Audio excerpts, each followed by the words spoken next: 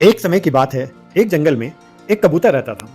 कई वर्षों से वह कबूतर उस जंगल में रह रहा था और वो वहाँ पे बहुत खुश था। वह जंगल बहुत ही खूबसूरत था और वहाँ पे रहने की कबूतर को सारी सुविधा मिल रही थी। वहाँ पे बहुत सारे फलों के पेड़ थे जिससे उसे खाने पीने की कोई भी कमी नहीं होती थी। इसीलिए वह बहुत ही खुशी के साथ उस जंगल में रहता था। परंतु एक दिन उस कबूतर ने देखा कि एक शैतान जैसी आकृति उसे देख रही है।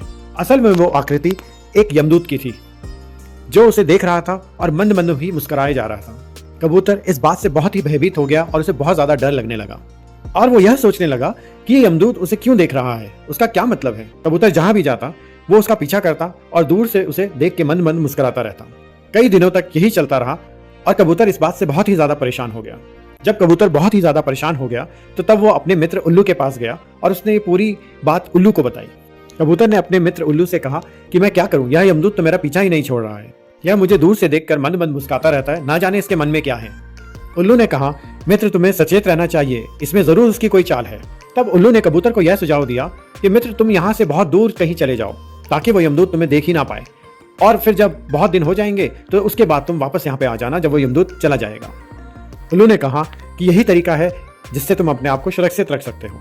कबूतर को उल्लू की यह बात बहुत अच्छी लगी और उसने कहा, हाँ मित्र तुमने बहुत अच्छा सुझाव दिया है, मैं ऐसा ही करता हूँ। और अगले ही दिन सुबह सुबह कबूतर ने अपनी यात्रा शुरू करी और वह उड़ने लगा।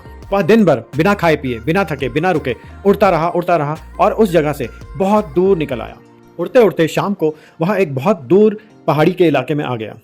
उसे लगा कि अब वह एक सुरक्षित स्थान पर पहुंच चुका है और अब थोड़ी देर आराम कर लेना चाहिए। यह सोचकर कबूतर नीचे उतरा और एक चट्टान पर बैठ गया।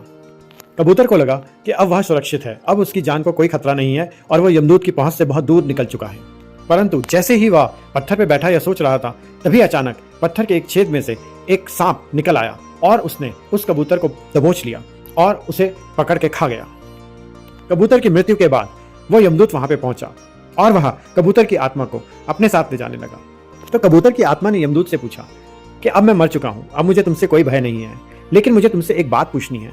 तुम मुझे यह बताओ कि इतने दिनों से तुम मुझे देख के मंद मंद क्यों मुस्कुरा रहे थे। इस पर यमदूत ने कहा, कबूतर तुम्हारी मृत्यु निश्चित थी, तुम्हारी मृत्यु इतनी दूर इस जगह पर निश्चित थी और तुम यहाँ से बहुत दूर उस जंगल में रह रहे थे और मैं यही सोच रहा था कि किस प्रकार से मैं तुम्हें इस जगह पर लेकर के आऊं, और इसी दुविधा में मैं बैठा मंद मंद मुस्कुरा रहा था कि किस प्रकार मैं तुम्हें यहाँ पे लेकर के आऊं।